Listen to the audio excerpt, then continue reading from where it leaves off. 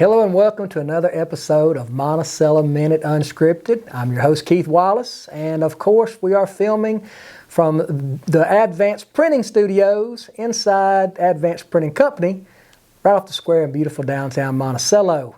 Today as our guest we've got a loan officer from Union Bank, also a hometown kid that's come back to us. We'd like to welcome him to the show, Austin Hopper. Yeah, thanks, Keith. Welcome to the show, Austin. Yeah, great to have you here. Yeah. If you would, before we kind of get started talking about the loan business and Union Bank, can you tell us a little bit about yourself? Yeah, so my name's Austin Hopper. I'm a Monticello kid. I grew up here my whole life. Graduated from Monticello High School in 2013. I went to UAM for 1 year before transferring up to Arkansas State. When I finished up there, I went up to Louisville, Kentucky, and I lived there for 2 years while I did my master's program. When I graduated from there, I moved to Conway. Conway is a great town. My wife was finishing up school there. I worked at University of Central Arkansas in athletics and fundraising, and that's kind of what my education background was in. I did that for 4 years, really enjoyed it. Got to work with another Monticello native, Matt Whiting. I know Matt well. Who's a great guy who I got to kind of learn under a lot. Of course, yeah. And, my wife, Bentley, she's also from Monticello. And we got to talking, and Conway's such a great town to start a family in, grow up in, live in, but it's not home, right? And we both had a heart for Monticello. Monticello treated both of us great growing up, and we wanted to be able to give back to that community. And ultimately, that's where we wanted to be to raise our family. So we moved back here in 2023 in the summer, and excited and happy to be back.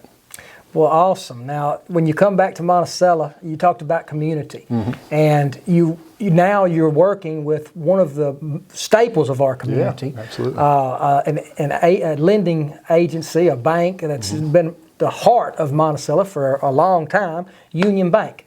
Now, tell us a little bit about what you do there at Union Bank. Yeah, Union Bank's such a great industry to have in Monticello. We've been around since 1887. We're one of the oldest establishments in Monticello.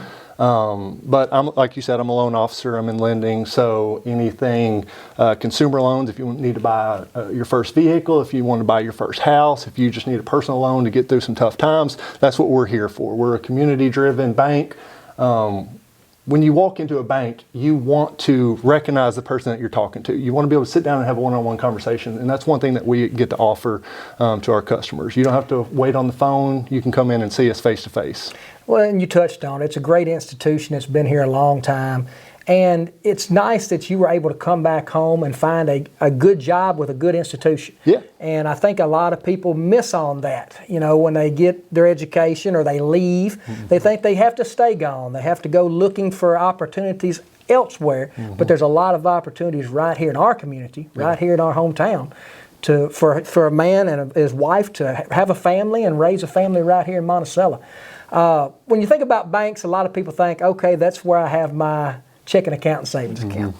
That's where you put your money. It's a safe place to put your money, but it's also a place that can help you realize your goals and realize your dreams. And that happens through the loan department. If somebody's wanting to buy a home, if they're looking to upgrade their transportation, go to, looking for a new vehicle, or if they're going a little bit more bold and maybe they're wanting to start their own business. Absolutely. And they have something that they want to, that's been a passion of theirs that they're wanting to invest in, and they're looking for someone to help them. That's where the loan department comes in. People can come right in your office. I believe your office is right here off the square in the main branch. They can come right in there, ask for you, schedule an appointment, sit down, and y'all can discuss the realities of what they're wanting to do and show them the avenues that you can provide for them to give them the head start, the start that they need to chase those dreams. Absolutely. And that's one thing that's the most rewarding part of the job, right? Whenever I have let's say a young man or a young woman, they want to walk in, they want to buy their first vehicle, like that's something I get to help them do. And same thing when a young couple walks in and wants to buy their first home. That's a special process to be a part of, and it's something that we take pride in at Union Bank. And the biggest mistake I see with a lot of young people is they don't understand what it means to have a relationship with a bank. Absolutely. I was fortunate. My parents believed in banks, and I was 5 years old. They had me in the bank with my first Johnny Appleseed account, and started saving money. So I understood it. But when I was years when I worked, I had a lot of colleagues that worked, and they didn't even go to the bank to cash their checks. You know, they never set foot in a bank. Sure. And when it come time to when they needed things, if they needed a car, or, they didn't know where to go because they didn't have that relationship. And I would tell them, hey, go to the bank, walk in there, cash your check, say hello to people, talk to people, meet the loan officers, open an account, have a relationship, because it's so beneficial to have that relationship, not only to be able to keep your money safe, but to be able to borrow money if you need to. Absolutely. And that's one stigma I think I want to push back on is there's a lot of young people, especially they're intimidated to walk into a bank and have a conversation. And we're here to help the community. So come in, sit down with us, have a conversation, tell us your dreams. Let's learn about what you want to do for your future, and let's see how we can help each other finance that and get you to where you want to be. Well, you've already touched on what the most rewarding part of the job is for you, to see people be able to chase their goals, chase their dreams, to be able to help people get a leg up and better themselves and better their situation. Absolutely. Is there anything else that you would like to say just to our general public that they may be intimidated about and may not know about when it comes to the loan process, something they can do to help them before they come and see you? Yeah, the loan process, it kind of speaks for itself. One thing I want to speak on is I know as a local bank, we are not a multi-billion-dollar bank that you're going to see from some of the other banks in the community, but we have all the same things that they have. Like young people, they want a good app that they can check in their finances in, pay your loans on, remote capture a check to deposit into your account. We offer all that Online stuff as banking, well. yes. So even though we might not be the size bank as some of these other ones, we offer all the same things that they can from the deposit side too, which is great. Hey, I think a lot of people want a personal aspect when they're dealing with we're dealing with money and they're dealing with bankers and their banks. So I think that's a great edge and a great aspect to have. Well, I've enjoyed this conversation with you, and it's nice to have a hometown guy back home. Absolutely. Raising a family, working in a place that is so important to our community. And we hope to have you back on again soon. Awesome. Maybe talk a little bit more. Yeah, thanks, Keith. Happy Thank to do you it for coming anytime. by. Yep, absolutely. We're joined with a special guest today in studio. Dan Boyce is here to talk to us a little bit about Kiwanis Club. Welcome to the show, Dan. Thank you, Keith. Now, Kiwanis Club, if you don't know exactly what Kiwanis Club is, I promise you've seen their work. They're responsible for the beautiful American flag displays that we see all around our town square and all around our courthouse on special holidays such as Memorial Day and 4th of July. Dan, how long have you been with Kiwanis Club? Well, Keith, I moved to town in 2015 and joined up with them, and they were very welcoming, and I've been working with them ever since. Well, that's great. We're blessed to have you in studio to talk about the work they do. And before we get into that, for our viewers that may not know you, tell us a little bit about yourself. Originally from Michigan, but have lived all over the United States, and work in academic libraries. I'm currently the director of the library at UAM. Wow, okay. And have happily married to one of the history professors there, and have a son who served 6 years in the United States Navy, which has been a real bonus for this project. No doubt, no doubt. We obviously are thankful for his service and thankful for service members everywhere for what they do. And I think that's part of what drives what the Kiwanis Club does with the flags and everything, is to appreciate our military, appreciate America. That's exactly right. That's exactly right. It's a chance for us, our main fundraising event of the year, but it's a real chance for us to just let everybody, as you say, express their appreciation for service members, living or dead, family members or neighbors or folks they may not know, and to do so in a way that really demonstrates our love of our great country and makes the city look pretty nice, I think. It does. And of course, you mentioned that you're the administrator out at the UAM library. We love UAM. We always have guests on from the college because we know how important the college is to our community. And the library, we just had 2 of our senior art students from UAM who are actually having their senior art shows right there in the library that people can go and view. So we're so thankful to have that out there. And we're thankful to have Kiwanis Club because people may not realize how much of a blessing it is to have those flags displayed at such special times. Can you kind of give us a significance of having the flags on display? Well, I can do that, but let me back up a little bit by telling how that fits into the mission of the Kiwanis Club. The Monticello chapter of Kiwanis has been in existence since 1955, which is even older than me. And the flag project is about 15 years old. Okay. What Kiwanis's mission has always been is service for children. Our motto is saving one child at a time. And here in Monticello, for these 70-some years, that has meant any number of ministries for our area children, including bedroom makeovers. We often help out families in need by making over bedrooms for children who may not otherwise have the nicest place to sleep. We participate with scholarships to Girl State and Boyce State and UAM. Of course, yeah.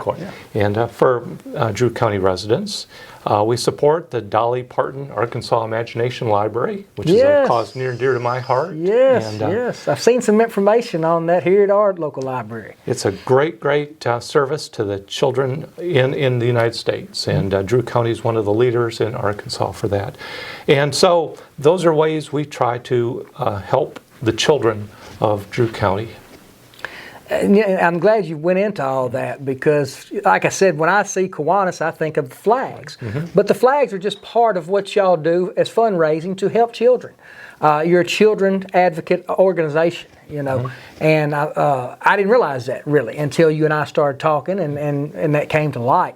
The flags, obviously, they symbolize America and they mean a whole lot to us as citizens, us as Americans, and we always think about our servicemen, especially because Memorial Day is coming up, where we think about our fallen heroes and the people who've given the ultimate sacrifice. But also 4th of July. This is the big 4th of July, 250 years, yes, sir. 1776. That's right. It's quite a milestone to have those out there.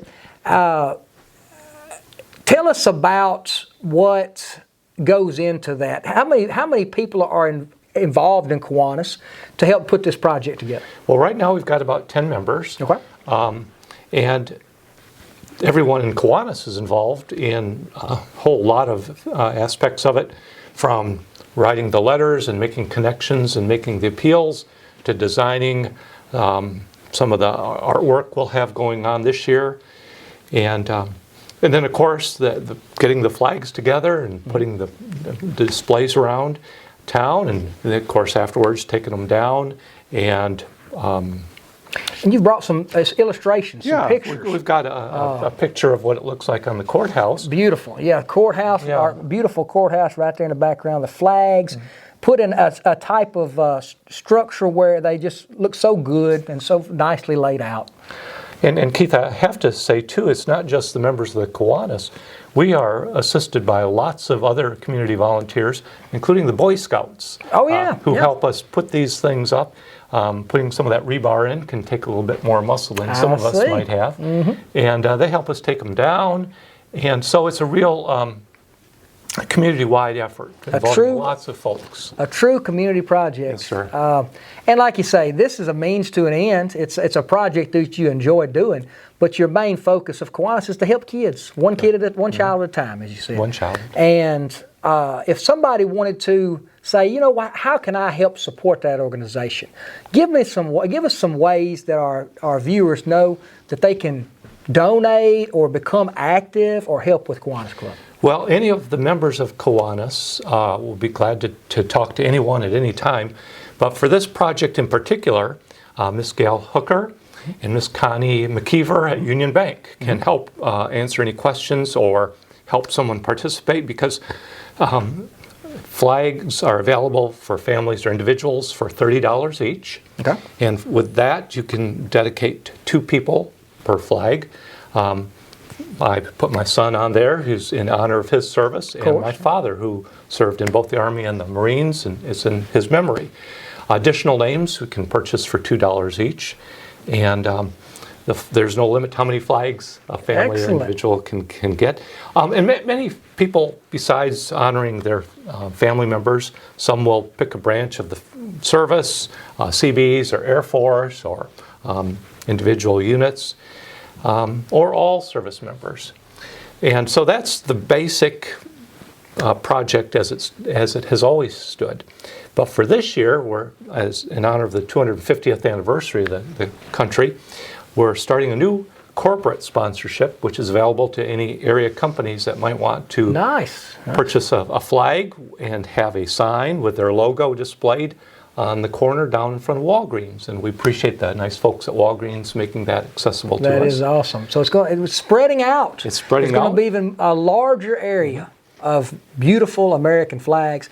Now, when you say purchase a flag, it's actually they're more sponsoring. Y'all keep the flags, right? Well, we generally do, but they are purchased by individuals, and if an individual would like it after we've taken it down in July, that's perfectly fine. But most folks are happy to just let us hang on to the flags. Keep on displaying them. Yeah. So we don't have to buy additional flags. But however, they belong to the individuals that purchase them, and we're happy to offer them if that's their choice. Well, this sounds excellent and amazing. You heard Dan just talk about it. You can purchase a flag for $30. You can dedicate it to people who you want to recognize that are important to you, that are important to the country. You can purchase extra names for just a few dollars, and you can have that displayed out there at our courthouse, at our square, going toward the main intersection right there at Walgreens. So many great ways to display and show your patriotism, but also support an organization that is here to help our community children, that is here to help one child at a time. You can make a difference. I think that's awesome. So if you would like to, if anybody out there would like to join in and help with this, you go see Miss Connie or Miss Gail at Union Bank, and they'll get you a form and they'll take your money and they'll let you purchase a flag. I can't think of anything more American to do going into our 250th anniversary. Well, we appreciate you coming on, Dan, and we wish you the best with this project. I know I'll be looking forward to seeing all the flags, and all I can say is keep up the good work. Thank you, Keith, and thank you so much for taking the time and to visit with me, and I really appreciate the community's support. It's been amazing, and we look forward to continuing our service. That's what we do. Thank you. We're excited here at Monticello Minute Unscripted to have our sponsors, Monticello Chevrolet GMC, Arkansas Superior Federal Credit Union, and the Woods, a Nightingale community. We thank them for their support and for making this broadcast possible.